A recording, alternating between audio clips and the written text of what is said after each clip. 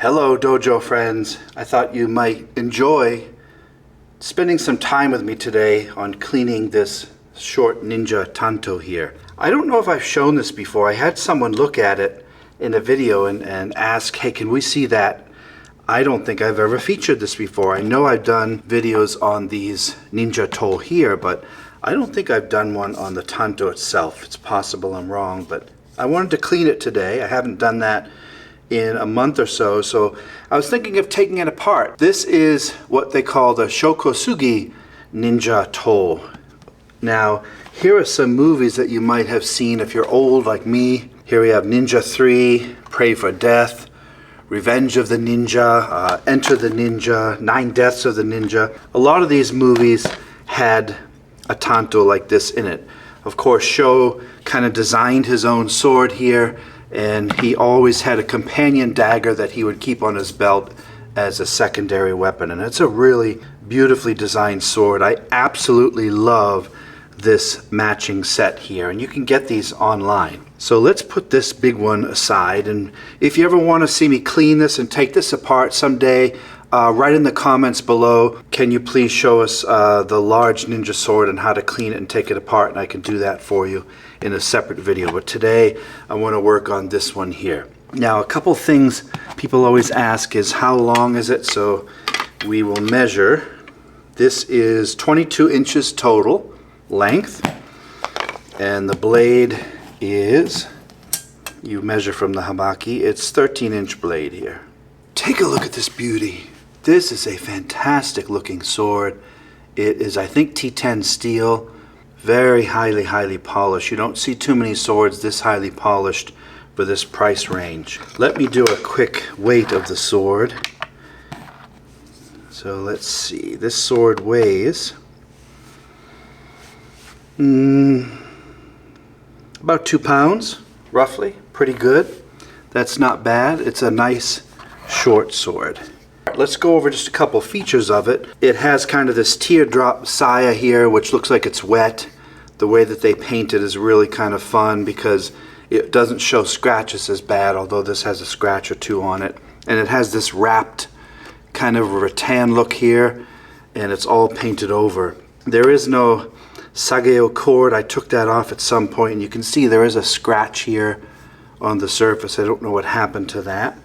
But other than that, it's in excellent, almost brand new condition. I've had this for a couple of years now. The skomaki wrapping is unbelievably tight, probably one of the tightest I've ever seen.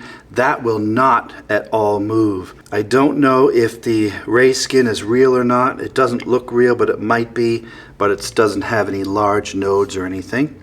The menuki are dragons. It has simple kind of alloy finish, black painted tsubagard here, kashira, all simple black, and the habaki is probably, I don't know if it's brass or copper, one of the two, and it's got some nice design there. The seppa are simple as well. You're paying for the design and you're paying for the blade. This is a very, I think, high quality blade. It is unbelievably sharp, like one of the, again, top 5 sharp swords that I have. So whoever sharpened this, wherever they made it, they did a great job. It has a nice hamon line here. The yokote, I don't believe is real. No, that's just kind of beveled in there. It has no bohi. You can see the differential tempering there, and that's what makes the blade soft here and harder on the ha, which you want to hold the edge much better. I have not done much cutting with this, but so let's take this apart. And you can buy these old kits you can get to take your swords apart. They look like this. They come in a box. Open it up, and there are some little supplies in here. These are like a traditional kit. I don't use these very often, but you can use this little hammer here to get the mekugi pin out. This only has one pin because it's a short tang here. So I'm just going to take this and push out the mekugi pin, which is not always easy. And of course this comes apart if you need to. I like to use one of these. This is a mallet, a rubber mallet. It's not going to hurt your sword. This gives you so much more leverage. You know, would you rather hit it out with this or this? This is a nice tool. And just by me holding this down, just 1 or 2 hits with that, and it comes right out. So buy a good tool and don't bother with these little ones that come in the kit. They're not very well made at all, and they don't have the power that you need to get some of these pins out. So there's a little Makugi pin. It's just bamboo or something like that. And that's all that holds this on. So I'll take some clean paper towel here and see if I can get the handle off.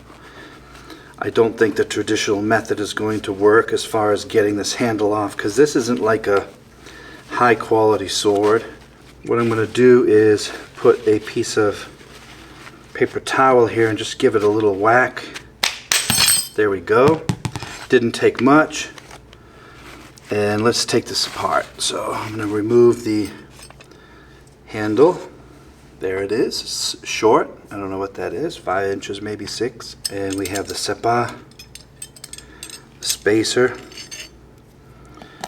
We have the little square tsuba, which is just a hunk of iron painted black. Very simple design. And another seppa there. And the habaki always gives trouble getting these off. I may even leave it on. A lot of the times these habaki do not come off easily.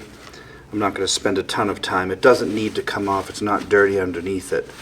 But you can see there's just a simple habaki there. Now look at the tang. It's not, you know, anything to write home about. It's just a simple tang there. You can see some of the filing marks on there. Of course, there's no signature.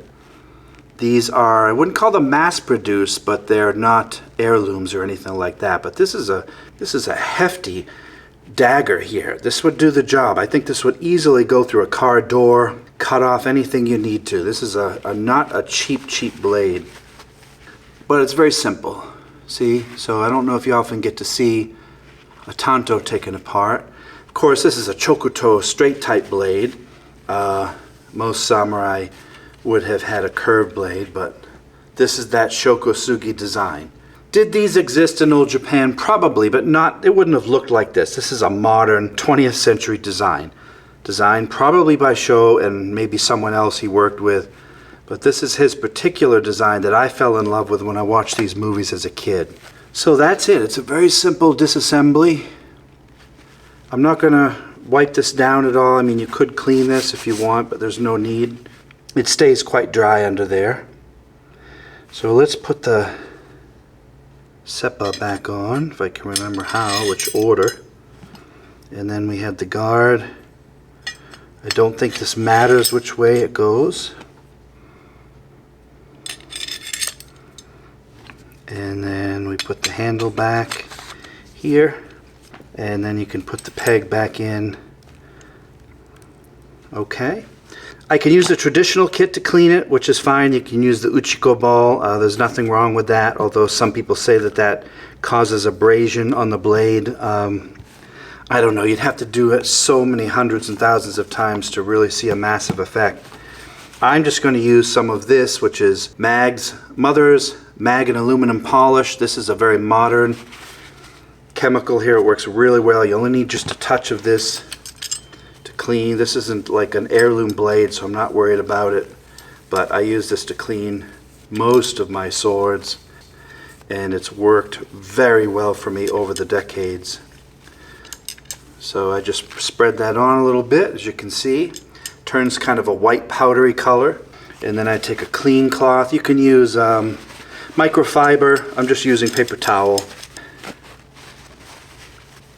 That really brings out the polish. So beautiful. Absolutely beautiful. Isn't that easy? Look at that. Beautiful blade. Beautiful blade. And then if you want, I will use some of the oil here to put back on. Some people recommend gun oil. There's a lot of modern oils you can use. A linseed oil is fine. I'm just going to put a little oil on here and put a light coat on this blade to keep it from rusting. This isn't an open hara, but I think it would rust if you left it out in the rain or the humidity for a long period of time. Make sure if you cut with this that you clean it after every cut, so you don't want to put that back soaking wet. You'll be disappointed the next day when it's all rusted. So we'll put that back, and I put it back in the saya. There's no buffalo horn here in the koiguchi or anything. It's just a simple wooden saya. It's beautifully fit. It's very, very tight, so you can see it's getting tighter and tighter. This is not going to fall out if you run around with it. A beautiful little, what I call ninja tanto, kind of a mini ninja toe to go along with this beautiful big brother here. Sho Kosugi swords, how cool are they? A childhood memory of mine was buying cheap versions of these when I was a child and a teenager, and I would watch these movies on VHS, and I'd be inspired to go outside by myself or with friends and hack around in the cornfields of Massachusetts and the woods and the rivers.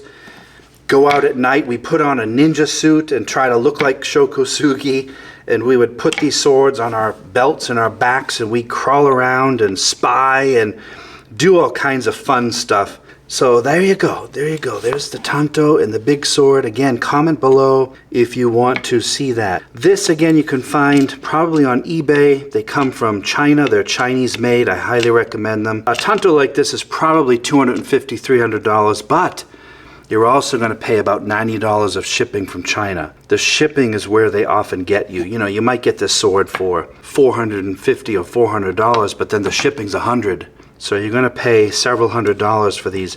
I can't recommend these enough. I think they're absolutely wonderful. They're some of the nicest, most well-balanced swords that I own. Fantastically sharp and just cool little collector's items for those of you old enough to remember the 1980s and 90s and Sho Kosugi.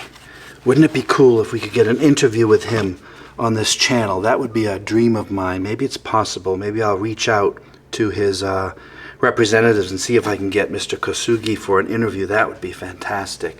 All right, everybody. Thank you for watching. I hope you get one of those for your collection, or if not, I hope you enjoy just kind of looking at these for a little bit of fun and relaxation. Until next time, this is Mr. Norcross for the Dojo Martial Arts. Make sure you like and subscribe, and you'll get many more free videos like this. Everyone enjoy your day. Have a great afternoon or evening. Bye-bye.